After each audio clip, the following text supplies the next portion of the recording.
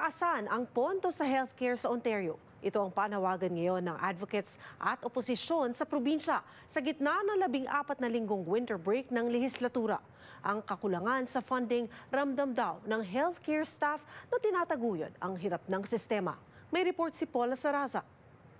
Marami ang nakatutok sa provincial budget ng Ford government, lalo pagdating sa healthcare, isang sistemang nahaharap sa krisis ayon sa mga ospital at nurses. Pag hindi sufficient yung funding, ang nangyayari, nawawala yung trust ng public sa ating healthcare system. Mas mataas na pondo para sa healthcare ang pangunahin sa mga kinakampanya ng health workers sa Ontario.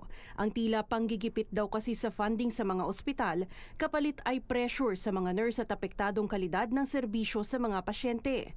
O sa paglalarawan ni Edward Cruz, Associate Professor at Associate Dean sa Faculty of Nursing ng University of Windsor, capacity sa paghatid ng healthcare at healthcare access. Na-lay off yung healthcare workers. Pag na-lay off si healthcare worker, ibig sabihin, yung workload ng natitirang healthcare workers mag-i-increase. Pag nag-increase yan, ibig sabihin, mawawala na sila ng time to actually spend safe, efficient care to the patient, to the public.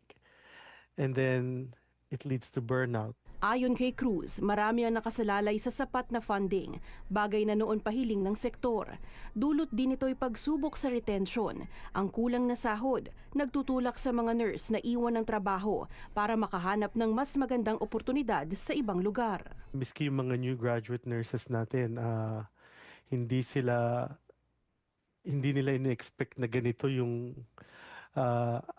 papasukin nila na profession, di ba? They had very high hopes getting into the profession when they started their nursing education. Tapos nung nakagraduate na sila, naging RN na sila, naging RPN, biglang ganito ang nangyayari. Kasalukuyang naka 14-week winter break ang lehislatura, pero di nito napigil ang oposisyon kasama ang Ontario Nurses Association na bumoses kaugnay sa issue.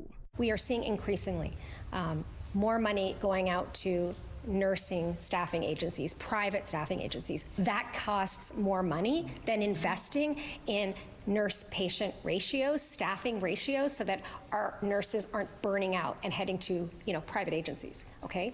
We need to fix that, and that's one way we could immediately spend smarter. More than 60% of Ontario's hospitals had a deficit in 2025.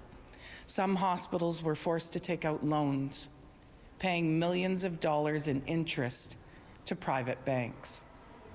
Last year, nearly 700 frontline ONA members, nurses, were cut. Ayon kay Cruz, ang tila umiikot na problema sa retention, recruitment at staffing shortage, mahihinto lamang kung kikilalanin ang malaking kakulangan ng pondo sa healthcare system. This issue is inseparable from the question of what kind of province or country we want to be. We want to make sure that our society does not underinvest in the health of its people.